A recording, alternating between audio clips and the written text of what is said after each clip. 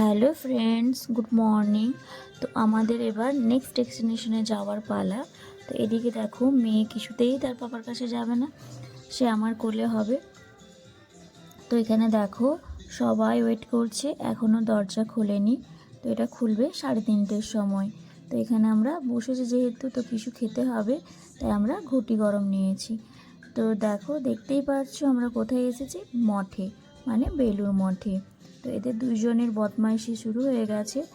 তো এরা দুজন আমার মায়ের কোলে কি করছে আমি নিজেও জানি না। আর এই দেখো, এগুলো কি সবজি বলো তো? ফুলকপি, টমেটো আর কি আছে তো জানি না, দেখতে কিন্তু দারুণ লাগছে।